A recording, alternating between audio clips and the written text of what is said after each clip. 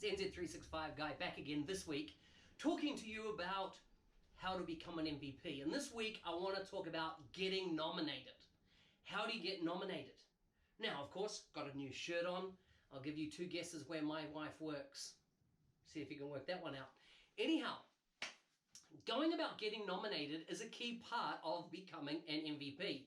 At this point, if you've done enough contributions and they are documented, you're probably in a position that you could become nominated to become an MVP. Remember, only 2 groups of people can nominate you, either Microsoft full-time employee or another MVP. Now, one of the first things an MVP is asked when they go to nominate you is, how do they know you? In other words, they need to have had a relationship with you in some form or some way. If people ask me to nominate them and I don't know them, I have never engaged with them, had community engagement, seen their material, when I say material, their contributions.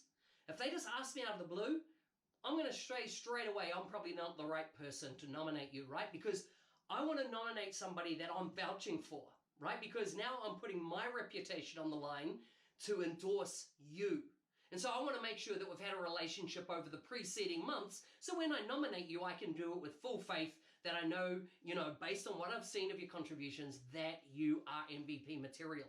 So think about the relationships you're building with existing MVPs or Microsoft FTEs that at some point, if you want them to nominate you, they're going to have to vouch for that relationship. How long has that relationship been? What has it been like over that period?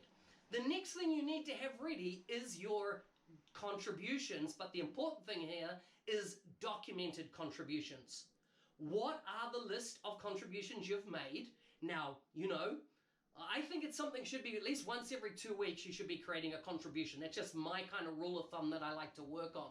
In some form or some way, and I've talked about going up to the MVP site and seeing what Microsoft is looking for, but at least once a fortnight, you should be creating some form of contribution. Now, when you go for nomination, you need to provide that document to the person nominating you. So it needs to have in there, what was the contribution?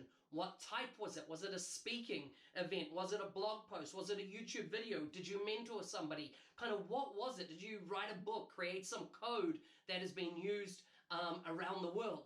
Whatever it needs to be documented. You then need to basically provide a link to proof of it. In other words, a link to that blog post, a link to that event that you spoke at. And then the final thing is the reach. How big was the audience? How big's the audience that is engaging with your content? Some way you need to measure that and provide that information to the person that's going to nominate you.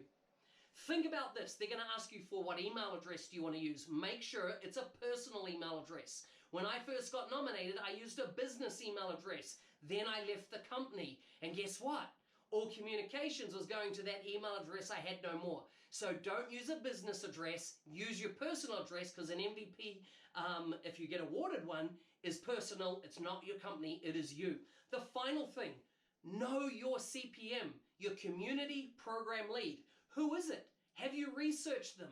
Have you connected with them or engaged with them? So when your application comes in, they're not going, never heard of this person before. Right, where do you find the list? They're all up on the MVP website. What CPM looks after what region around the world. You should know who they are. If they're at an event, you should go along. Do a meet and greet if you can. Right? Build relationship. The MVP program is just about as much about relationship is about the technology that we're evangelizing. Anyhow, I hope that helps you in the path to getting nominated and ultimately how to become an MVP. If there's a topic you'd like me to cover, leave a comment below and I will get to it, I promise. My goal is I'll do this series until I run out of ideas to share with you on this path to becoming an MVP. I hope you found that helpful. Till next week, ciao for now.